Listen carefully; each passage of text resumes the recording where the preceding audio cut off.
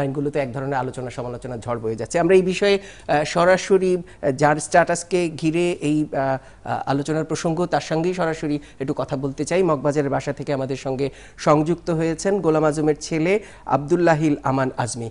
আমি আশা করছি আজমি, জনাব আজমি, আপনি আমাকে শুনতে পাচ্ছেন। আপনার কাছে আমার প্রথম যে প্রশ্নটি, আপনি এই স্ট্যাটাসের পক্ষে প্রথমত আপনার আত্মপক্ষ সমর্থনের যে জায়গাটি সেটি আগে আমরা একটু শুনে নিতে চাই। জি, আসসালামু আলাইকুম জনাব সুজন কবির সাহেব। জি, আসসালামু আলাইকুম। আমি প্রথমেই আপনাকে ধন্যবাদ জানাতে চাই ৭১ টিভির মাধ্যমে আমাকে লাইভ অন এয়ার করার জন্য, এবং ৭১ টিভির মাধ্যমে আমি ৭১ টিভির দর্শক শ্রোতা এবং সারা দেশবাসীর প্রতি সালাম অভিনন্দন জানাতে চাই। এরপর আমি যেটা বলতে চাই সেটা হলো যে আমি কোনোদিন রাজনীতি করিনি, এখনো করি না। আমি কোনো রাজনৈতিক দলের লোক নই, কোনো মুখপাত্র নই, প্রতিনিধি নই। আমি একটা সম্পূর্ণ নিরপেক্ষ সচেতন দেশপ্রেমিক নাগরিক হিসাবে আমার কাছে এটা মনে হয়েছে, এবং আমি নিশ্চিত যারা শুনছেন পড়েছেন সবাই কথা স্বীকার করবেন যে অধ্যাপক গোলাম আজমের মতো একজন বিশ্ববরেণ্য ইসলামী নেতা, যাকে নিয়ে সারা পৃথিবীময় হাজার হাজার জানাজা হয়েছে, লাখো কোটি মানুষ জানাজায় যোগদান করেছে, এরকম একটা ব্যক্তিত্বের ইন্তেকালে বিএনপির সবচেয়ে বড় শরিক দলের নেতা মারা যাওয়ার পরে বিএনপির নীরবতা, এটা অবশ্যই আপনাদের সকলের মনেই প্রশ্ন। আজকে সারাদিন আমি বিভিন্ন সাংবাদিক মহল থেকে টেলিফোন পেয়েছি। আমি সবাইকে বিনীতভাবে এটা জানতে চেয়েছি যে আপনাদের মনে কি এই প্রশ্নটা আসেনি, আপনাদের মনে কি মনে হয়নি যে এটা অস্বাভাবিক, এবং সবাই বিনা বাক্যবে এটা স্বীকার করেছেন যেটা অস্বাভাবিক। এবং সেই হিসাবে আমি একজন সাধারণ নাগরিক হিসেবে এই অস্বাভাবিক ঘটনার কারণে আমার মনের মধ্যে যে প্রতিক্রিয়া ছিল এটা আমি ব্যক্ত করেছি। এটা কোনো দলের বক্তব্য নয়, এটা সম্পূর্ণ আমার ব্যক্তিগত বক্তব্য। জনাব আজমি, আমার আরেকটি প্রশ্ন হচ্ছে যে আপনি বলছেন আপনি দলীয়, যেহেতু আমরাও জানি আপনি জামায়াতের দলীয় কোনো পোস্ট পজিশন হোল্ড করছেন না, এবং সেক্ষেত্রে আপনার এই মন্তব্যকে ঘিরে দলে, বিশেষ করে জোটে যে ধরনের সম্ভাব্য একটি প্রভাব হয়তো আশা করা যায়, সেই প্রভাবের সম্পর্কে আপনার কোনো বক্তব্য আছে কিনা, বা কি ধরনের প্রভাব পড়তে পারে জোটের রাজনীতিতে? জি, আমি প্রথমেই বলতে চাই যে আমার এই স্ট্যাটাস যদি কাউকে আহত করে থাকে আমি অত্যন্ত দুঃখিত। এটা কাউকে কোনো ব্যক্তি, গোষ্ঠী বা দলকে হেয় করার জন্য বা অসম্মান করার জন্য বলা হয়নি। আমি একটা সাধারণ নাগরিক হিসেবে এটা প্রকাশ করেছি। আর আমি মনে করি, যেহেতু আমি সম্পূর্ণ অরাজনৈতিক ব্যক্তি, আমার মতো একজন অরাজনৈতিক ব্যক্তি এই ধরনের মন্তব্যে একটা বড় রাজনৈতিক জোটের মধ্যে কোনো প্রতিক্রিয়া যদিও হতে পারে সামান্য, কিন্তু এটা কোনো বড় প্রভাব ফেলবে বলে আমি মনে করি না। আমি আশা করি যেন এটা না হয়। আমি দেশকে ভালোবাসি, আপনারা জানেন আমি ৩০ বছর এই দেশ সেবার জন্য নিজেকে নিয়োজিত করেছি। আমি এখনো দেশকে ভালোবাসি, দেশ সেবা কাজ করতে চাই, এবং আমি দেশকে ইন্টিগ্রেশনে বিশ্বাস করি, আমরা ডিভিশনে বিশ্বাস করি না। আমার এই স্ট্যাটাসটা নিয়ে ভুল বুঝাবুঝি হয়েছে, এটা নিয়ে কিছু মিশ্র প্রতিক্রিয়া হয়েছে, এটা নিয়ে অনেক আর্গুমেন্ট হয়েছে, অনেক বিতর্ক হয়েছে। আমি আশা করছি ইনশাল্লাহ কালকে আমি আরেকটা স্ট্যাটাস দিব যেন এই ভুল বুঝাবুঝির অবসান হয়। যারা আমার এই বক্তব্য শুনছেন তাদেরকে আমি অনুরোধ করব যেন আপনারা আমাকে এটা ভুল বুঝবেন না। আমি এটা কোনো উদ্দেশ্য ছিল না এটার পেছনে, কেবলমাত্র একজন নিহত ব্যক্তির সন্তান হিসাবে আমার এটা আকাঙ্ক্ষা ছিল যে বিএনপি এটাতে, এমনকি আমি মনে করি যে একজন ওনার মানের নেতা যদি ইন্তেকাল করেন, সরকার পক্ষ থেকেও এটাকে একটা শোক বা সমবেদনা জানানোর মধ্যে সরকার বড়ই হতো, সরকার ছোট হতো বলে আমি মনে করি না। তো সেই হিসাবে বিএনপি আমি মনে করি এটা জানানোটা একটা সৌজন্য বোধ ছিল। জনাব আজমি, বিএনপির এই নিশ্চুপ ভূমিকার পেছনে আপনি সরকার দলীয় পক্ষের সাথে কোনো সমঝোতা বা আতাতের ষড়যন্ত্র বা এমন কোনো কিছু কি আপনি আঁচ করতে পারেন, বা এমন কোনো বিশ্লেষণ কি আপনার মধ্যে রয়েছে?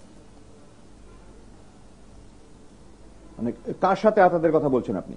বিএনপির সাথে সরকার দলীয় কোনো সমঝোতা অথবা আতাত, এরকম কোনো ষড়যন্ত্র বা এমন কিছু কি আপনি আজ করতে পারছেন বা আপনি সন্দেহ করছেন? না, আমি এই ধরনের কোনো কিছু সন্দেহ করছি না। মূলত অনুমান নির্ভর কোনো কিছু বলাটা ঠিক নয়। আল্লাহর কোরআনেও নিষেধ আছে যে তোমরা অনুমান করে কিছু বলো না। এই জন্য আমি অনুমান করে এই ব্যাপারে কোনো মন্তব্য করতে চাই না। আমার কাছে যেহেতু সুনির্দিষ্ট কোনো প্রমাণ নেই, আমি এটা বলতে চাই না, এবং আমি মনে করি না। আরেকটি কথা শোনা যাচ্ছে বিভিন্ন বিভিন্ন নিউজ পোর্টালে, বিভিন্ন বিশ্লেষণে, আলোচনায় উঠে আসছে যে ভবিষ্যতে জামাতের পুনর্গঠন প্রক্রিয়ায় আপনি নেতৃত্বে উঠে আসছেন। এই বিষয়ে আপনার মন্তব্য জানতে চাইছি। আমি আপনার কাছে প্রথম এই বক্তব্যটা শুনলাম, আমি এটা আমি কোনদিন কারো কাছে শুনিনি। আমি গত কয়েকদিনে বেশ অনেক মিডিয়া গণমাধ্যমের কর্মীদের কাছে আমি সাক্ষাৎকার দিয়েছি। আমি সবাইকে বলেছি যে আমি বর্তমান এই অপসংস্কৃতির রাজনীতি, অসুস্থ রাজনীতির দ্বারা আমি মনে করি না দেশের মানে গুণগত কোনো পরিবর্তন করা যাবে। আমার দৃষ্টিতে দেশের মূল সমস্যা হলো শিক্ষা সমস্যা। যদি সুশিক্ষিত, সুনাগরিক, দেশপ্রেমিক তৈরি করা যায় তাহলে আমাদের দেশের সমস্যার সমাধান হতে পারে, জনগণের কল্যাণ হতে পারে। আপনি বলছিলেন অসুস্থ রাজনীতির কথা, আপনি বলছিলেন সেক্ষেত্রে জনাব আজমি অসুস্থ রাজনীতির কথা আপনি বলছিলেন, সেক্ষেত্রে জামায়াতের রাজনীতিকে আপনি কিভাবে ব্যাখ্যা করবেন? আপনি দয়া করে আমাকে কথাটা শেষ করতে দেন আমাকে। জি বলুন, তারপরে এই প্রশ্নটিও রইল, আপনি এই প্রশ্নটিরও একটু জবাব দিবেন। এবং আমি মনে করি যে শিক্ষা ক্ষেত্রে কাজের মাধ্যমেই দেশের উন্নতি সম্ভব। আর রাজনৈতিক বিষয়ে আমি এই মুহূর্তে কোনো বক্তব্য দিতে চাচ্ছি না, যেহেতু আমি রাজনীতি করি না, এবং এই মুহূর্তে মরহুম অধ্যাপক গোলাম আযমের ছেলে হিসাবে আমি কোনো রাজনৈতিক বক্তব্য দিলে এটা অনেক প্রতিক্রিয়া হতে পারে, অনেক আলোচনা সমালোচনা বিতর্ক হতে পারে। এই জন্য এই মুহূর্তে আমি কোনো রাজনৈতিক বক্তব্য দিতে চাচ্ছি না। এবং এটা সকলেই স্বীকার করেন, যারা রাজনীতির মঞ্চে আছেন তারাও স্বীকার করেন যে বাংলাদেশের বর্তমান রাজনৈতিক পরিস্থিতি একটা অসুস্থ রাজনীতি, একটা অপসংস্কৃতির রাজনীতি, সুস্থ রাজনীতি নয়, ব্লেম গেমের রাজনীতি। এবং দেশকে জনাব আজমি, আমাদের একজন অতিথি রয়েছেন, তিনি একটি প্রশ্ন করবেন আপনাকে। না, আমার একটু জানার ছিল আপনার কাছ থেকে যে বিএনপির পক্ষ থেকে যে কোনো প্রতিক্রিয়া দেখলাম না, সমবেদনা বা শোক প্রকাশ করা গেল না, এর কারণ আপনি মনে করেন কিনা এরকম, যে এর কারণ কি এরকম হতে পারে যে গোলাম আযম 1971 সালে যেহেতু এই বাংলাদেশের জন্মের বিরোধিতা করেছিলেন এবং বাংলাদেশের জনসংখ্যার অধিক সংখ্যক মানুষ যেহেতু মুক্তিযুদ্ধ করে এই দেশ স্বাধীন করেছে এবং সেই সময় গোলাম আযম যেহেতু বাংলাদেশের জন্মের বিরোধিতা করেছিলেন, আলবদর, আল শামস সহ এই যে যুদ্ধাপরাধের সঙ্গে সম্পৃক্ত থেকে যে কাজ করেছিলেন, তার প্রেক্ষিতে বাংলাদেশে ওনার ইমেজের অবস্থা এতটাই খারাপ যে বিএনপি যদি এখন সমবেদনা প্রকাশ করে তাহলে রাজনৈতিকভাবে বিএনপি ক্ষতিগ্রস্ত হতে পারে। বিএনপি ক্ষতিগ্রস্ত হবার ভয় থেকেই কোনো রকম সমবেদনা বা শোক প্রকাশ করছেন না বলে আপনি মনে করছেন কিনা? ধন্যবাদ আপনার প্রশ্নের জন্য। প্রথম কথাই হলো, আমি আপনার সাথে বিনয়ের সাথে দ্বিমত পোষণ করতে চাই। অধ্যাপক গোলাম আযমের বিরুদ্ধে যে সমস্ত প্রচারণা, এগুলো কেবল মিথ্যাচার, এগুলোর মধ্যে সত্যের কোনো সংস্পর্শ নেই। আপনি রাজাকার, আলবদর, আল শামস যেগুলো বলেন, এগুলো সরকারি বাহিনী ছিল। অধ্যাপক গোলাম আযম সরকারের কোনো ব্যক্তি ছিলেন না, উনি শান্তি কমিটিরও কোনো বড় নেতা ছিলেন না, উনি একজন সাধারণ সদস্য ছিলেন 39 জন শান্তি কমিটির মেম্বারের মধ্যে। উনি শান্তি কমিটির সভাপতি ছিলেন না, চেয়ারম্যান, সেক্রেটারি বা কোনো পোর্টফোলিও হোল্ড করেন না। এই ধরনের ব্যাপারে রাজাকার, আলবদর, আল শামস, রাজাকার, আলবদর, আল শামস তাদের যে কর্মকাণ্ড ছিল সেই কর্মকাণ্ডগুলোতে তো গোলাম আযম সমর্থন করেছেন দৈনিক সংগ্রামে, সেই সময়ের সংগ্রামে তো এর যাবতীয় তথ্য প্রমাণ রয়েছে। সমর্থন করেছেন, এটার ওই বিতর্কে আমি যেতে চাই না। এটা বিতর্ক না, এটা তো ইতিহাসের সত্য। আপনারা যে প্রশ্নটা করেছেন, অধ্যাপক গোলাম আযম কি মানুষ এটা ওনার জানা যায় স্বতঃস্ফূর্ত। এদেশের ইতিহাসে সবচেয়ে বড় জানা যায় মানুষ উপস্থিত হয়ে বুঝিয়ে দিয়েছে অধ্যাপক গোলাম আযমকে এদেশের মানুষ ভালোবাসে কি ভালোবাসে না। আমি 1971 সালের প্রেক্ষিতে আপনার কাছ থেকে জানতে চাই, লাখো কোটি জনতা। জি, আমি 1971 সালের প্রেক্ষিতে সেই সময়ের ঘটনাটা জানতে চাইছি আপনার কাছ থেকে। প্রশ্নকারী এক পর্যায়ে বলেছেন যে অধ্যাপক গোলাম আযম কেমন খারাপ লোক, or words to that effect. আমি এটাকে চ্যালেঞ্জ দিয়ে বলতে চাই, অধ্যাপক গোলাম আযম খারাপ লোক ছিলেন না, তার প্রমাণ হলো ওনার জানাজা এদেশের ইতিহাসে সর্ববৃহৎ জানাজা। আর বিএনপি কি কারণে করেনি আমি এটা আগেই বলেছি, আমি অনুমান নির্ভর কোনো মন্তব্য করতে চাই না। তবে বিএনপি 1991 সালে আওয়ামী লীগও যেমন জামাতের সমর্থন চেয়েছে, বিএনপিও সমর্থন চেয়েছে। তো তখন কারোই মনে হয়নি অধ্যাপক গোলাম আযম যুদ্ধাপরাধী কিনা, বরং আওয়ামী লীগ তখন 2টো মন্ত্রিত্ব এবং 7টা মহিলা এমপির পদ অফার করেছিল জামাতকে, জামাতের সমর্থন পাওয়ার বদৌলতে। আওয়ামী লীগের প্রেসিডেন্ট পদপ্রার্থী অধ্যাপক গোলাম আযমের সাথে নিচে ব্যক্তিগতভাবে এসে দেখা করে সমর্থন চেয়েছেন। তখন কিন্তু কারো মনে হয়নি যে অধ্যাপক গোলাম আযম যুদ্ধ অপরাধী কিনা। কেয়ারটেকার রূপকার অধ্যাপক গোলাম আযম এরশাদ বিরোধী আন্দোলনে সকল দল একসাথে আন্দোলন করেছে, তখন কেউ অধ্যাপক গোলাম আযমকে যুদ্ধ অপরাধী বলেনি। 96 সালে কেয়ারটেকারের জন্য আন্দোলনে অধ্যাপক গোলাম আযমকে কেউ যুদ্ধাপরাধী বলেনি। 2001 সালে জোটবদ্ধভাবে আন্দোলন করেছে এবং অধ্যাপক গোলাম আজম এই 4 দলীয় জোট গঠনের একজন অন্যতম রূপকার। তখন অধ্যাপক গোলাম আজমকে যুদ্ধাপরাধী বলা হয়নি। আজকে 2010 সালে কেন হঠাৎ করে অধ্যাপক গোলাম আজমকে যুদ্ধাপরাধী বলা হলো, এটা এক বিশাল বড় প্রশ্ন। যুদ্ধাপরাধী কারা? এবং 1973 সালের যে আপনি যেভাবে বলছেন যে 96 সালে বলা হয়নি, আসলে কি তাই? শহীদ জননী জাহানারা ইমাম যখন থেকে ঘাতক দালাল নির্মূল কমিটি করে আন্দোলন করছেন, তখন থেকে তো খুব পরিষ্কার করে যে গোলাম আজম যুদ্ধাপরাধী সেটি তো বলা হয়েছে, বিচার চাওয়া হয়েছে, প্রতীকী বিচার হয়েছে। সুতরাং বিচার, তাকে যুদ্ধাপরাধী বলা হয়নি, বিষয়টি কি সঠিক? আওয়ামী লীগ 96 সালে আন্দোলন করেছে, সেটা তো আলাদা ব্যাপার। ওই সমস্ত, আপনার আমাকে বলতে দেন, ওই সমস্ত প্রতীকী বিচার আইনের ধোঁয়ায় টেকে না। আবেগ আর আইন দুই জিনিস। 1994 সালে সুপ্রিম কোর্টের 5 জাজের সর্বসম্মত রায়ে ওনার নাগরিকত্ব ফিরে পেয়েছেন এবং ওনার বিরুদ্ধে আনিত সমস্ত অভিযোগ মিথ্যা প্রমাণিত হয়েছে 1994 সালে সুপ্রিম কোর্টে।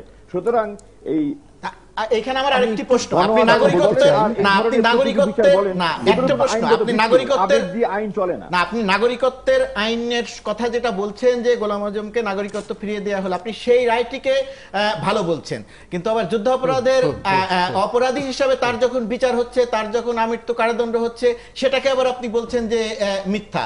তাহলে আপনি একবার আদালতের রায় মানছেন, আবার আরেকবার এসে আদালতের রায়কে বলছেন সঠিক নয়, তাহলে এটা কি স্ববিরোধী হয়ে গেল না? না না, এই আমি এখন আইসিটির আইন করে তো আমাদের মুখ বন্ধ করে দেওয়া হয়েছে। কেন? আপনারা সব প্রক্রিয়াতে অংশ নিয়েছেন।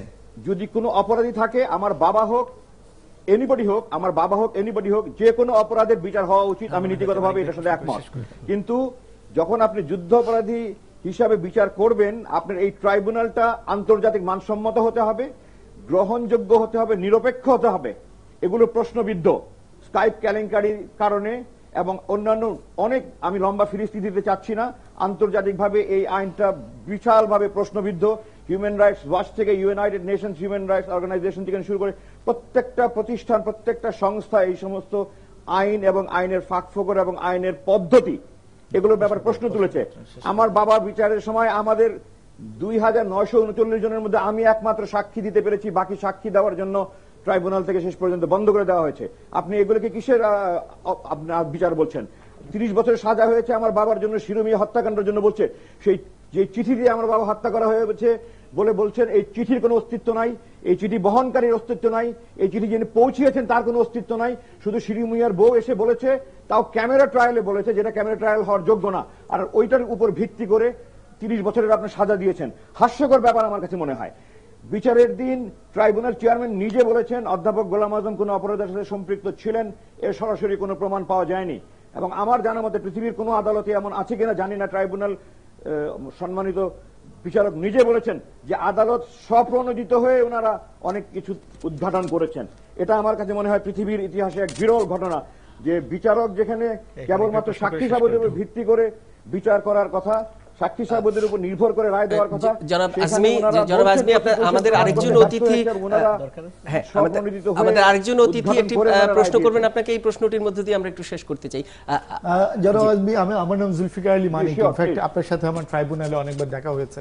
আমার মনে হয় যে মানে আমি জিনিসটাকে একটু যেভাবে ইয়ে করি যে মানে উনি বিচার নিয়ে, রায় নিয়ে, আদালতের ভূমিকা নিয়ে যেগুলি বলছেন, এগুলি কোনোটাই খুব নতুন কথা না। এটা আসলে জামায়াতে ইসলামী বা যারা যুদ্ধাপরাধী, সেটা গোলাম আজম থেকে শুরু করে জামায়াতের অন্য নেতারা যারা অলরেডি কনভিক্টেড হয়েছেন, তাদের সবার ক্ষেত্রেই উনাদের এই ধরনেরই কথা বলেছেন। মূল বিষয়টি হচ্ছে যে আদালতে অপরাধী হিসেবে উনারা প্রমাণিত হয়েছেন। এটা হচ্ছে, আপনি যদি বাংলাদেশ, আপনি বলেছেন যে আপনি দেশপ্রেমিক, আপনি বাংলাদেশকে বিশ্বাস করেন এবং স্বীকার করেন, তাহলে বাংলাদেশের সংবিধান অনুযায়ী আদালত এবং তার বিচার প্রক্রিয়ার প্রতি নিশ্চয়ই আপনার শ্রদ্ধা এবং সম্মান থাকাটাই স্বাভাবিক। কিন্তু আমি যে জিনিসটা, এবং আমি একটা জিনিস বুঝি আসলে জনাব আজমি, যে দেখেন একটি মানুষের অনেক ধরনের ভূমিকা থেকে, তার মানে একটি চরিত্রের বিভিন্ন ধরনের পরিচয় থাকে। যেমন একজন, আমি যুদ্ধাপরাধ বাদ দিয়েও যদি বলি যে সমাজে যখন একজন খুনি খুন করে, সে সমাজের চোখে খুনি, যাকে খুন করছে তার পরিবারের কাছে সে হচ্ছে খুবই ঘৃণ্য ব্যক্তি, কারণ সে তার স্বজনকে মেরেছে। কিন্তু সেই খুনি কিন্তু তার স্ত্রী, তার সন্তান, তাদের কাছে অত্যন্ত ভালোবাসার ব্যক্তি।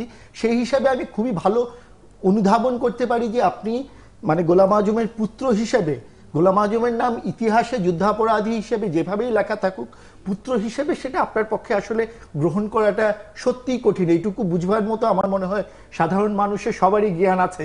কিন্তু আমি যেই জিনিসটাতে আগ্রহী জানতে, আমি 1 মিনিট, আমি ওই প্রসঙ্গ মানে এগুলি আদালতে এগুলি সেটেল হয়ে গেছে, অনেক কিছু সেটেল হবে। আমি আদালতের সেই প্রসঙ্গের বাইরে গিয়ে আজকে স্ট্যাটাসটা নিয়ে আমি সত্যি আগ্রহী। আপনি বলেছেন জামাতের সমর্থন ছাড়া বিএনপির পক্ষে ক্ষমতায় যাওয়া সম্ভব নয়। আমি এই জায়গাটিতে বরং অনেক বেশি আগ্রহী। আপনি বলছেন আপনার রাজনীতি করার আপনার কোনো আগ্রহ নেই, আপনি করবেন না, করতে চান না, এটি কোনো রাজনৈতিক স্ট্যাটাস না, কিন্তু আপনি পার্টির লোক না হয়েও আপনি বলছেন বিএনপির পক্ষে জামাতের সমর্থন ছাড়া ক্ষমতায় যাওয়া সম্ভব না। সো আমরা জানি যে 2001-এ আপনারা জোটবদ্ধভাবে ক্ষমতায় গেছেন। 91-এটা বিএনপি অফিসিয়ালি স্বীকার করে না। আমরা জানি যে আপনাদের আনঅফিসিয়াল আন্ডারস্ট্যান্ডিং এ জামাত সাপোর্ট দিয়েছে বিএনপিকে, বিএনপি সাপোর্ট দিয়েছে জামাতকে, যে জন্য 17-18টা সিট পেয়েছে। কিন্তু আপনি কোন কনফিডেন্স, কোন আস্থা, কোন বিশ্বাস থেকে বলছেন যে জামাতকে ছাড়া কখনো বিএনপির পক্ষে ক্ষমতায় যাওয়া সম্ভব নয়? আপনার সম্পূর্ণ বক্তব্যে দুটো অংশ এসেছে। একটা, আপনি ট্রাইব্যুনাল নিয়ে আমার বাবাকে নিয়ে যুদ্ধাপরাধী হিসেবে কথা বলেছেন, আর একটা বলেছেন আমাদের দেশের নির্বাচন প্রক্রিয়া এবং সরকার গঠন। আমি প্রথমটাকে অ্যাড্রেস করতে চাই। আপনি বলেছেন যুদ্ধাপরাধী সন্তান হিসাবে আমার সব অপরাধীর কাছে, অপরাধীর সন্তানের কাছে সে গ্রহণযোগ্য। আমি তো সন্তানের কাছে তার বাবার একটি গ্রহণযোগ্যতা থাকে, সেটা বাবা অপরাধ করলেও এটা খুব স্বাভাবিক। লাখো কোটি লোক প্রমাণ করেছে অধ্যাপক গোলাম আজম কি জিনিস। কার জানা যায় এত বড় লোক হয়েছে? অধ্যাপক গোলাম আজম যুদ্ধাপরাধী না, ইতিহাস একদিন প্রমাণ করবে ইনশাআল্লাহ। সুতরাং আপনাদের এই বক্তব্য সম্পূর্ণ মিথ্যা, ভিত্তিহীন, বানোয়াট, কাল্পনিক, সাজানো। আমি ওটাকে মানে অত্যন্ত ঘৃণা ভরে এই ধরনের প্রস্তাব প্রত্যাখ্যান করি, এই ধরনের বক্তব্য প্রত্যাখ্যান করি। আপনি যে আমার স্ট্যাটাস নিয়ে কথা বলেছেন, এটা আমার বক্তব্য না, এটা এদেশের সাধারণ মানুষে, আমি এদেশের একজন সাধারণ নাগরিক হিসাবে চড়ে বেড়াই। আমি রাজনৈতিক পরিবারের সন্তান হিসাবে আমাকে রাজনৈতিক উত্তাপ আমাকে প্রভাবিত করে, এবং আমি সেই 60-এর দশক থেকেই রাজনীতি অত্যন্ত নিবিড়ভাবে পর্যবেক্ষণ করছি, মানুষের সাথে মিশছি। আমি 30 বছর আমার প্রায় সেনাবাহিনীর চাকরিতে, সেনাবাহিনীর ভিতরে রাজনীতির কোনো সুযোগ না থাকলেও আমার আত্মীয় স্বজন, বন্ধু বান্ধব যারা বেসামরিক জীবনে আছে, তাদের হাজার হাজার মানুষের সাথে আমার কথা হয়েছে, কাজ হয়েছে, এবং সব পন্থী, ইরেসপেক্টিভ সে জামাতের কিনা সে বিএনপি, আওয়ামী লীগ, সব দলের লোক একত্রে এটা বলেছে। এবং এই যুদ্ধাপরাধীর যে বিষয়টা, এটা অধিকাংশ মানুষই মনে করে যে এই ইস্যুটা অ্যাকচুয়ালি জামাত বিএনপি যে জোট, এই জোটটাকে ভাঙার জন্য এই ইস্যুটা বানানো হয়েছে। আমার বাবা গ্রেফতারের পূর্বে যেই একটা জাতির উদ্দেশ্যে ভাষণ দিয়ে গেছেন, ওখানে সুস্পষ্ট তিনি বলেছেন যে 2001 পর্যন্ত আমাকে কেউ যুদ্ধাপরাধী বলেনি। 2001-এ আমি খুবই দুঃখিত যে আপনাকে যুদ্ধাপরাধী আখ্যায়িত করা। আমার প্রশ্নটি ছিল, লেট মি ফিনিশ। আপনারা আমার প্রশ্নটি, আমি প্লিজ ডু নট, আমাকে অ্যাডভোকেট তাজুলের মতো যেন বলতে না হয় যে আপনারা রেফারির ভূমিকায় নেমে বলবেন। আমাকে শেষ করতে দেন, প্রশ্ন করেছেন আমাকে শেষ করতে দেন। যদি টাইমের সংক্ষিপ্ততা থাকে সেটা বলেন, আমি আমার সংক্ষিপ্ত করব। আদারওয়াইজ আপনারা যেটা বলেছেন আমাকে শেষ করতে দেন। এটা এদেশের সকল মানুষের বক্তব্য, এবং অধ্যাপক গোলাম আজম স্পষ্ট বলে গেছেন যে এই ট্রাইব্যুনাল হয়েছে জোট ভাঙার জন্য, আর কোনো কিছু নয়। এবং আমি ওটার ব্যাপারে উনার কি বিশ্লেষণ ছিল আমি ওনাকে কখনো জিজ্ঞাসা করিনি, কিন্তু আমি এই কথা দ্ব্যর্থহীন ভাবে বলতে পারি যে আমি যেটা বলেছি এটা এই দেশের সাধারণ মানুষ সকলেই বিশ্বাস করে যে এই দুই জোট একসাথে থাকলে যদি তারা সঠিকভাবে নিরপেক্ষ নির্বাচন হয়, গ্রহণযোগ্য নির্বাচন হয়, এবং অধ্যাপক গোলাম আজম যে কেয়ারটেকার উপকার হিসেবে যে কেয়ারটেকার গভর্নমেন্টের ফর্মুলা দিয়েছেন, যেটার মাধ্যমে 91, 96, 2001-এর ইলেকশন হয়েছে, এইরকম নির্বাচন হলে এবং এই দুই জোট একত্রবদ্ধ থাকলে আর কোন শক্তি ক্ষমতায় আসতে পারবে না। আর যদি এই জোট পৃথক হয়ে যায় তার নমুনা 96 এবং 2006। তো সবকিছু মিলিয়ে আমি মনে করি যে এটা আমি এখনো বিশ্বাস করি, এবং আমি মনে করি এটা হাজার হাজার মানুষের মনোভাব আমি এইভাবে ব্যক্ত করেছি। আমার একটি দেখেন যে আপনারা 2008 সালে নির্বাচনে জোটবদ্ধভাবে নির্বাচন করেছেন। 2008 সালের নির্বাচনে বিএনপি জামাত জোটবদ্ধভাবে নির্বাচন করেছে, আপনারা জিততে পারেনি বিএনপি জামাত। সো আমি যেই জিনিসটা জানতে চাচ্ছি স্পষ্ট করে যে জামাতকে ছাড়া কখনো বিএনপির নির্বাচনে জেতা মানে ক্ষমতায় যাওয়া সম্ভব নয়, এইরকম একটি স্টেটমেন্ট দেবার যেই জায়গাটি আপনার, সেই জায়গাটি কোনটি? কনফিডেন্সের জায়গা কোনটি আত্মবিশ্বাস, যে- হ্যাঁ, confidence, হ্যাঁ, হ্যাঁ। সেই জায়গাটি মানে আত্মবিশ্বাসের জায়গাটি কোনটি আপনার? জামাতের সমর্থন ছাড়া আমি কোথা থেকে বিএনপির পক্ষে confidence ক্ষমতায় পেলাম? যাওয়া সম্ভব নয়, এরকম একটি বড় পলিটিক্যাল স্টেটমেন্ট আপনি জি। কোন আত্মবিশ্বাসের জায়গা থেকে দিয়েছেন? আমি এটা আমার ব্যক্তিগত বিশ্বাস, আর কোন আত্মবিশ্বাস মানে কি? আমার সাথে কোনো রাজনৈতিক সম্পৃক্ততা নাই। আমি যেটা ফিল করেছি বলেছি। করেছেন যেটা, আমার এই এটা ফিলটাকে তো আপনি কন্ট্রোল করতে পারবেন না, না। না। আমার এই ফিলিংটা আমি দেখেছি, এই দেশের রাজনীতি আমি ফলো করছি। আর আপনি 2008-এর নির্বাচনের কথা যদি বলেন, আমি তখন সামরিক বাহিনীতে কর্মরত ছিলাম। আমিও নির্বাচনের সেনাবাহিনীর সদস্য হিসেবে প্রত্যক্ষ অংশগ্রহণ করেছি। এই নির্বাচন নিয়ে এদেশের মানুষের অনেক সংশয়, অনেক প্রশ্ন, অনেক দ্বিধা, অনেক শঙ্কা রয়েছে। এই নির্বাচনের সুষ্ঠুতা, নিরপেক্ষতা নিয়ে এই নির্বাচন যেটা কেয়ারটেকার ছিল, এটা প্রকৃতপক্ষে কেয়ারটেকার ছিল। জনাব আব্দুল্লাহ না, আমান সেটা তো আজমি, 2001 নির্বাচন নিয়েও সেই আমরা প্রশ্ন আছে। ধন্যবাদ দিতে চাই। আমরা আলোচনা আসলে আমাদের সময় আলোচনা দীর্ঘায়িত করবার মতো অত লম্বা সময় আমাদের হাতে নেই। আপনাকে অসংখ্য ধন্যবাদ আমাদের 71 জার্নালে সময় দেওয়ার জন্য, যুক্ত হবার জন্য। এবং 71